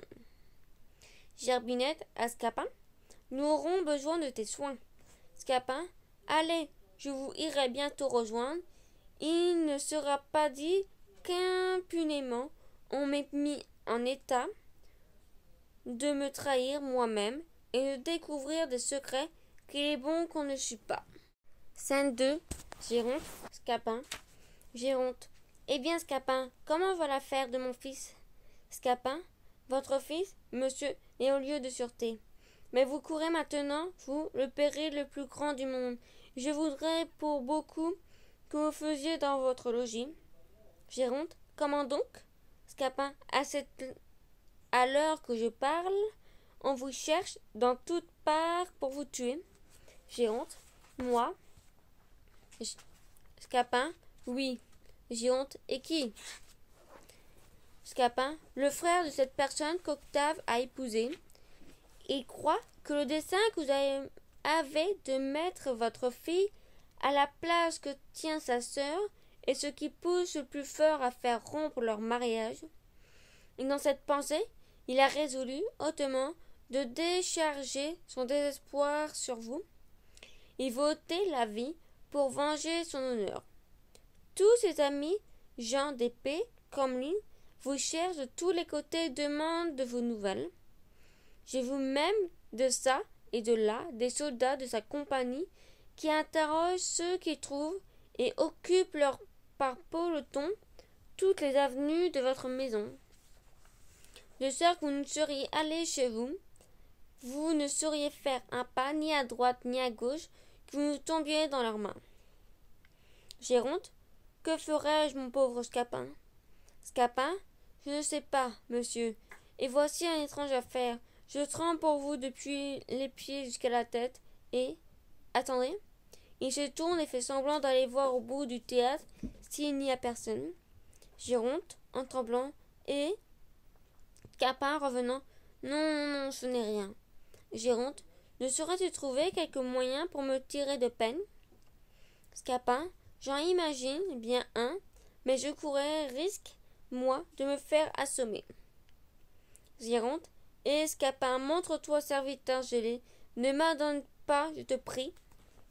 Scapin, je le veux bien, j'ai une tendresse pour vous qui ne sera souffrir que je vous laisse sans secours. Géronte, tu en seras récompensé, je t'assure, et je te promets cette table ici quand je l'aurai un peu usée. Scapin, attendez, voici une affaire que je me suis trouvé fort à propos pour vous sauver. Il faut que vous mettiez dans ce sac et... Géronte croyait voir quelqu'un. Ah!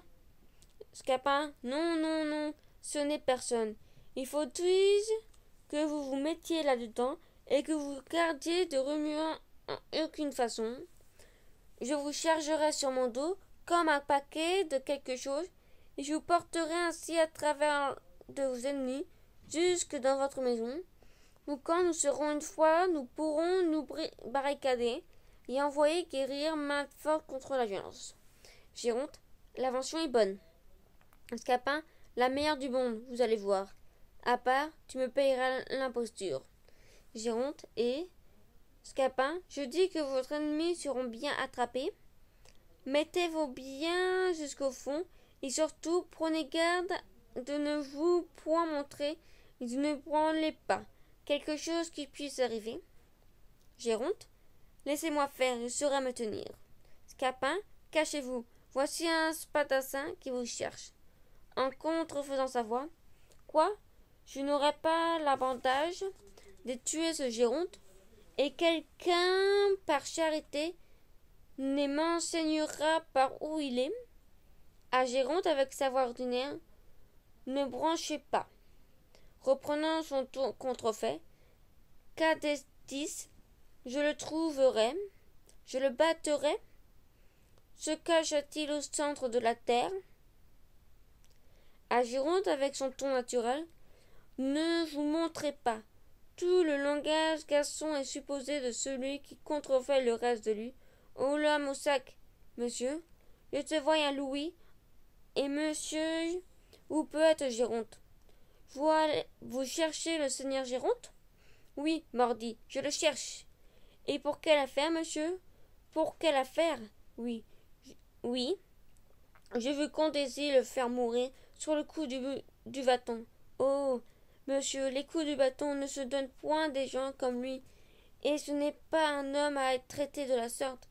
Qui se fasse de Géronte, c'est maraud de Velitre. Le seigneur Géronte, monsieur, n'est ni fat, ni morose, ni bélite. Vous devriez, s'il vous plaît, parler d'autre façon. Comment tu lui traites, et moi, avec cette hauteur? Je défends, comme je dois, un homme d'honneur qu'on offense. Est-ce que tu as des amis de ce Géronte? Oui, monsieur, j'en suis. Ah, Cadassi, tu es un de ses amis à la Vonde Auré. Il donne plusieurs coups de bâton dans le sac. Tiens, voilà ce que je te vaille pour lui. Aïe, aïe, aïe, monsieur, tout beau. Ah, doucement, aïe, aïe, aïe. Va, porte-lui cela de ma part. Adjoussas. Ah, diable soit le garçon. Ah, en se pliant, en remuant le dos, comme s'il avait reçu des coups de bâton. Géronte, mettant la tête hors du sac. Ah, Scapin, je n'en puis plus. Scapin. Ah, monsieur, je suis tout moulu, et les épaules me font un mal épouvantable. Géronte. Comment? C'est sur la mienne qu'il a frappé. Scapin. Nenni. C'était sur mon dos qu'il frappait. Géronte, que veux-tu dire? J'ai bien senti les coups et les jambes, et les sangs bien encore. Scapin. Non, vous dis, ce n'est que le bout du bâton qu'il a été jusque sur votre épaule. Géronte. Tu devais donc te retirer un peu plus loin pour m'épargner. Scapin lui remet la tête dans le sac. Prenez garde, et voici autre qui a la mine d'un étranger. Cet endroit est de même que celui de Gaston pour le changement de langage et le jeu de théâtre. parti, moi courir comme un basque, et moi ne pauvre point trop faire de tous les jours, ces diables Géronte. À Géronte, avec sa voix ordinaire, cachez-vous bien. Dites-moi un peu, vous monsieur l'homme, s'il vous plaît, faut savoir point où est cette Géronte que moi cherchais. Non, monsieur, je ne sais point où est Géronte. Dites-moi-le, vous franchement. Moi, l'y falloir pas grande chose à lui, laisse seulement pour lui donner un petit régal sur le dos d'une douzaine de coups de bâton et de 3 ou 4 petits coups d'épée au travers de sa poitrine. Je vous assure, monsieur, que je ne sais pas où il est. Il me semble que j'y vois remuer quelque chose dans ce petit sac. Pardonnez-moi, monsieur, il y a assurément quelques histoires là-dedans. Point du tout, monsieur. Moi, l'avoir envie de donner un coup d'épée dans ce petit sac. Ah, monsieur, gardez-vous-en bien. Montre-le-moi un peu, vous ce cestre-là. Tout beau, monsieur. Comment? Tout beau? Vous n'avez que faire de vouloir voir ce qui se porte. Et moi, je falloir voir moi. Vous ne le verrez point. Aïe, que le bon il mente. Ce sont hardes que m'appartiennent. Montre-moi, fou, te dis-je. Je n'en ferai rien. Toi, ne fais rien. Non. Moi, pailler de petite bastonne dessus les épaules de toi. Je me moque de cela. Aïe! À toi faire le drôle. Donnant des coups de bâton sur le sac en criant comme s'il le recevait. Aïe! Aïe! Aïe! Monsieur! Aïe! Aïe! Aïe! Jusqu'au refoir l'être là où petit leçon pour lui apprendre à toi à parler insolentement. Ah! Peste soit le baron Guignot! Ah! Géronte sortant la tête du sac. Ah! Je suis roué. Scapin. Ah! Je suis mort. Géronte. Pourquoi Dieu faut-il qu'il frappe dans mon dos? Scapin, lui remettant la tête dans le sac. Prenez garde, voici une demi-douzaine de soldats tous ensemble. Ils contrefait plusieurs personnes ensemble. Allons, tâchons à trouver ce Géronte, cherchons partout, n'épargnons point nos pas. Courons dans la ville, n'oublions aucun lieu. Visitons, ferons-on tous les côtés, par où irons-nous? Tournant par là, non par ici, à gauche, à droite, non ici fait. À Géronte avec sa voix ordinaire. Cachez-vous bien. Ah, camarade, voici son valet. Allons, coquin, il faut qu'il nous enseigne où est ton maître. Et monsieur, ne me maltraite point. Allons, dis-nous où il est. Parle à toi, expédition. Dépêche vito. Et monsieur, doucement. Géronte met doucement la tête hors du sac et aperçoit la fourberie de Scapin. Si tu nous fais trouver ton maître tout à l'heure, nous allons faire pleuvoir sur toi une ondée de coups de bâton. J'aime mieux souffrir tout seul que de vous découvrir mon maître. Nous allons t'assommer, faites tout ce qu'il vous plaira. Tu as envie d'être battu? Je ne trahirai point mon maître. Ah, tu vas tâter. Voilà, oh, comme il est prêt de frapper, Géronte sort du sac et Scapin s'enfuit. Géronte, infâme, traite, scélérat, c'est ainsi que tu m'assassines. Scène 3. Gerbinette, Géronte. Gerbinette, en riant sans voir Géronte. Ah! Je veux prendre un peu l'air. Géronte, se croyant seule. Tu me le payeras, je te le jure. Gerbinette, sans voir Géronte. Ah! La plaisante histoire à la bonne dupe que ce vieillard. Géronte, n'y a rien de plaisant à cela. Et vous n'avez que faire d'en rire. Gerbinette, quoi? Que voulez-vous dire, monsieur? Géronte, je veux dire que vous ne devez pas vous moquer de moi. Gerbinette, de vous? Géronte, oui. Gerbinette, comment? Qui songe à se moquer de vous? Géronte, pourquoi venez-vous ici me rire au nez? Gerbinette, cela ne vous regarde point, et j'ai ri tout seul d'un conte qu'on vient de me faire, le plus plaisant qu'on puisse entendre.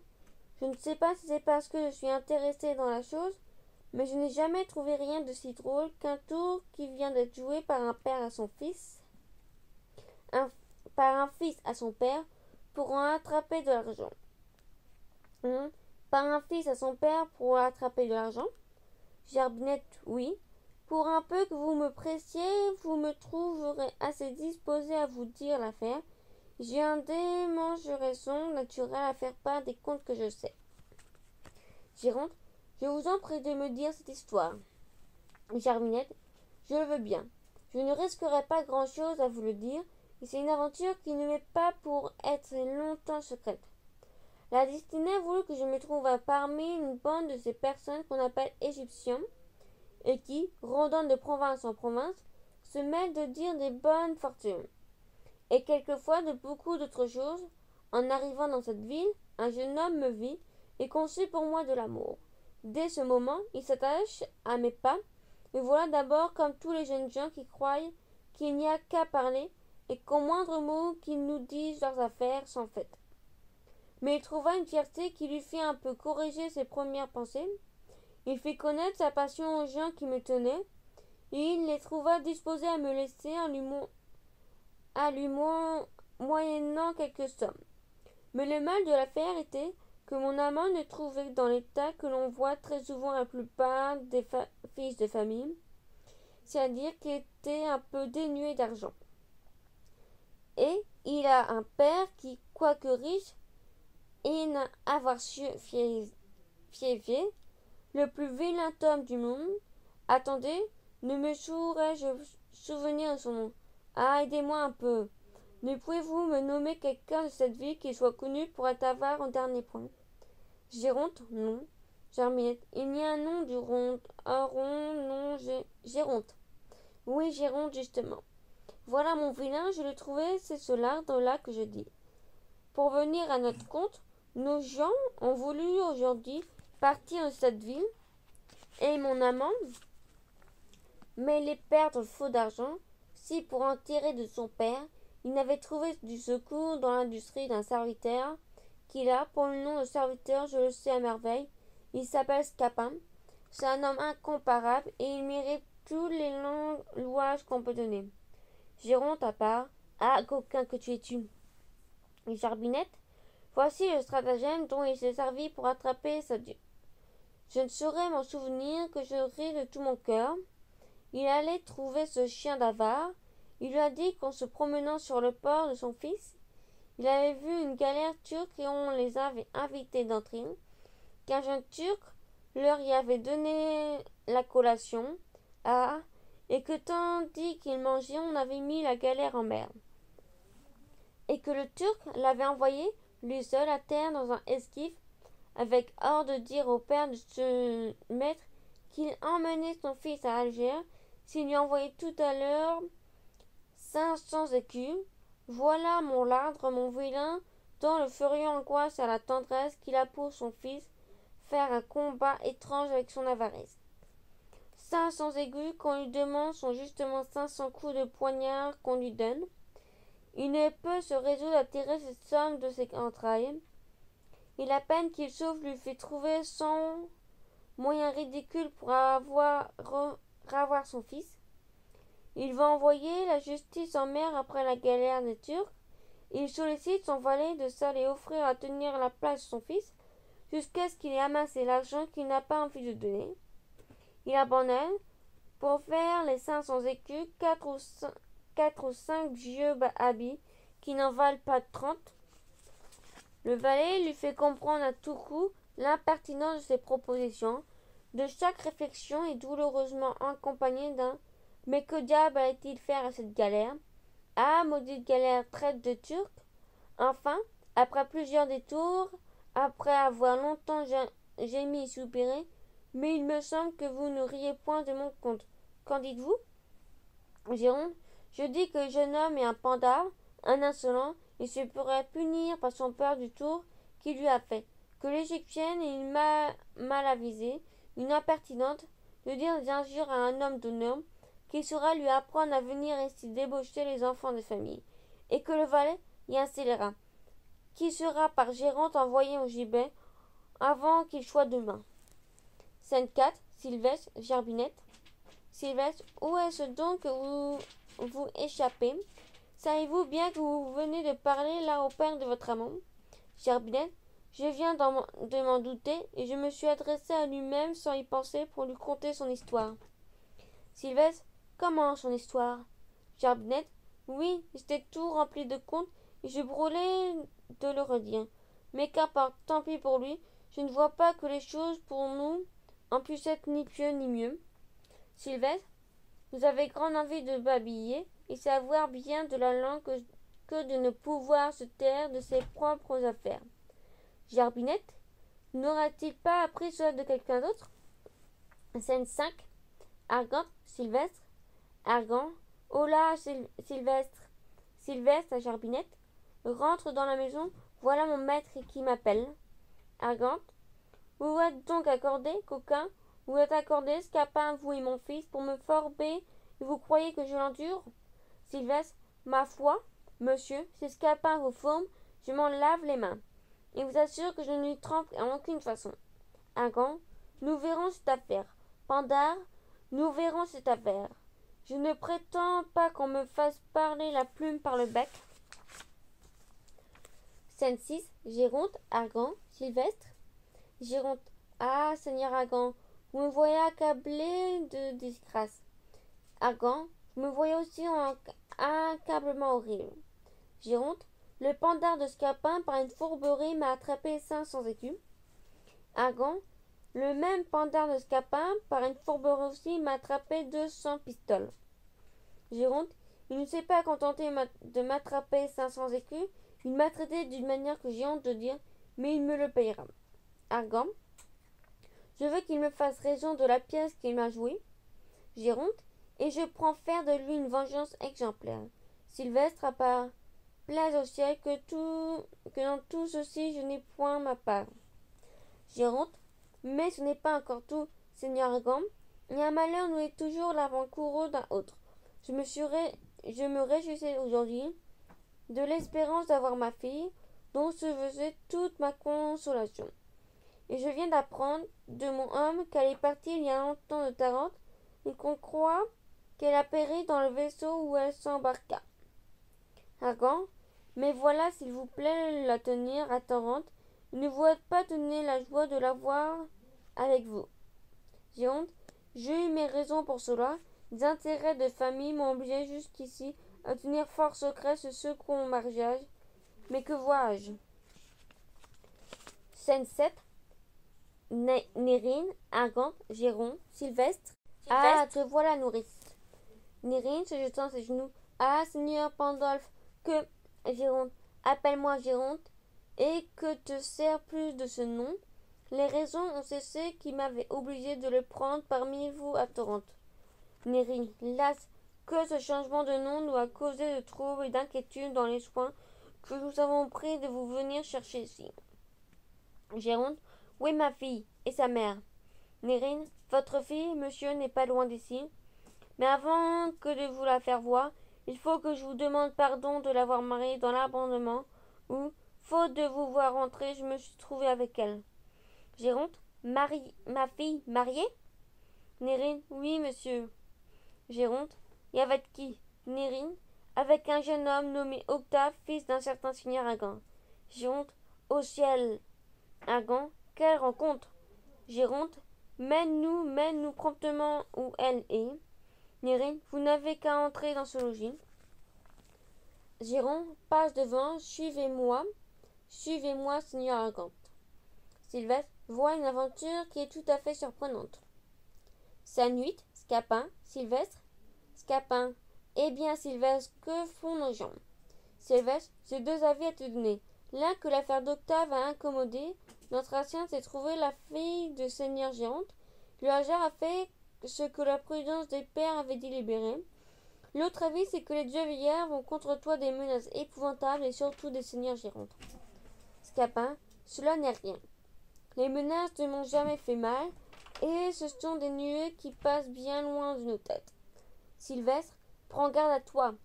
Les filles se pourraient bien raccommoder avec les pères, et toi demeurer dans la nase. Scapin, laisse-moi faire, je trouverai un moyen d'apaiser leur courroux et... Sylvestre, retire-toi, les voilà qui sortent. Géronte, Argan, Sylvestre. Scène 9. Géronte, Argan, Sylvette, Nérine, Hyacinthe. Géronte. Allons ma fille, venez chez moi. Ma joie aurait été parfaite si j'avais pu voir votre main avec vous. Argan, voici Octave tout à propos. Scène 10. Octave, Argan, Géronte, Hyacinthe, Nérine, Jardinette, Sylvestre. Argan. Venez mon fils, venez vous réjouir avec nous de l'heureuse aventure de votre mariage, le ciel. Octave, sans voir Hyacinthe. Non mon père, toutes vos propositions de mariage ne serviront de rien. Je dois lever le masque à vous et l'on vous a dit mon engagement. Argan, oui, mais tu ne sais pas. Octave, je sais tout ce qu'il faut savoir. Argan, je veux te dire que la fille du seigneur Géronte. Octave, la fille du seigneur Géronte ne me sera jamais de rien. Géronte, c'est elle. Octave à Géronte. Non, monsieur, je vous demande pardon, mes résolutions sont prises. Sylvestre à Octave, écoutez. Octave, non, tais-toi, je n'écoute rien.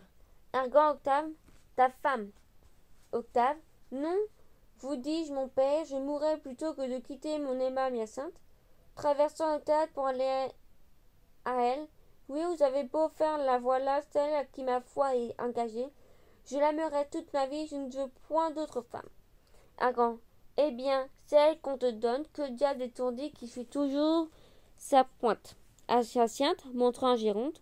Oui, Octave, voilà mon père que j'ai trouvé et nous nous voyons hors de peine. Géronte, allons chez moi, nous serons mieux qu'ici pour nous entretenir. Hyacinthe, montrant Jardinette. Ah, mon père, je vous demande par grâce que je ne sois point séparée de l'aimable personne que vous voyez. Elle a un mérite qui vous fera concevoir de l'estime pour elle, quand il sera connu de vous. Géronte, tu veux que je tienne chez moi une personne qui est aimée de ton frère et qui m'a dit tantôt au nez 1000 sottises de moi-même. Jardinette, monsieur, je vous prie de m'excuser, je n'aurais pas parlé de la sorte si j'avais su que c'était vous, et je vous connaissais que de réputation. Géronte, comment que de réputation? Hyacinthe, mon père, la passion que mon frère a pour elle n'a rien de criminel et je réponds de sa vertu. Géronte, voilà qui est fort bien. Ne voudrait-on point que je mariasse mon fils avec elle, une fille inconnue qui fait le métier de coureuse? Scène 11. Léandre, Octave, Hyacinthe, Jardinette, Argan, Géronte, Sylvestre, Nérine. Léandre, mon père, je vous plaignais point que j'aime une inconnue, sans naissance et sans bien. Ceux de qui je l'ai racheté viennent de me découvrir qu'elle est de cette ville, et d'honnêteté vient que ce sont eux qui l'ont dérobée à l'âge de 4 ans. Et voici un bracelet qu'ils m'ont donné, qui pourra nous aider à trouver ses parents. Hyacinthe, et là, à savoir ce bracelet, c'est ma fille que j'ai perdue à l'âge que vous dites. Géronte, votre fille? Argan, oui, ce l'est, et j'y vois tous les traits qui m'en peuvent rendre assurée. Hyacinthe, au ciel, que d'aventures extraordinaires. Scène 12. Car, Léandre, Octave, Géronte, Argan, Hyacinthe, Jardinette, Sylvestre, Nérine. Ah, monsieur, il vient d'arriver un accident étrange. Géronte, quoi? Car le pauvre Scapin. Géronte, c'est un coquin que je veux faire pendre. Car, hélas, monsieur, vous ne serez pas en peine de cela.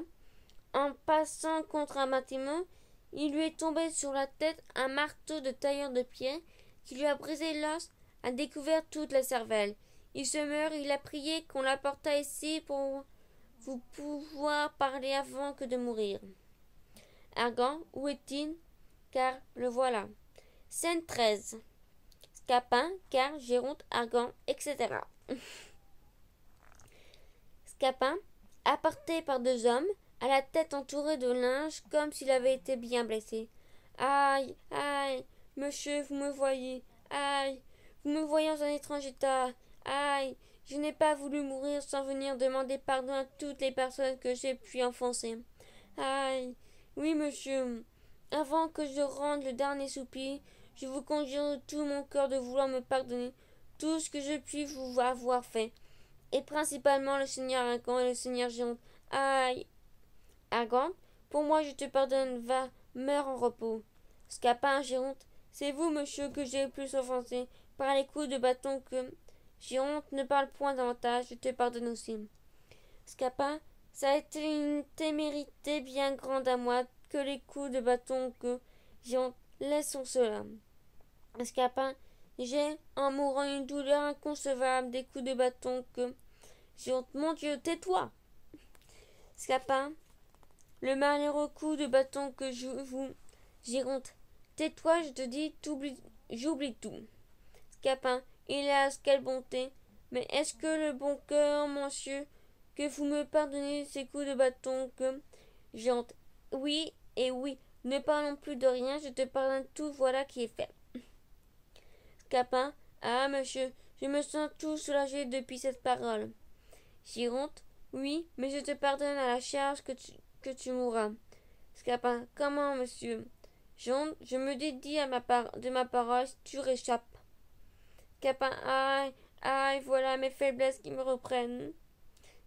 Argan, Seigneur Géronte, en faveur de notre joie, il faut lui pardonner sans condition. Géronte, soit. Argan, allons souper ensemble pour mieux goûter notre plaisir. Scapin, et moi qu'on me porte un bout de la table en attendant que je meure. Fin.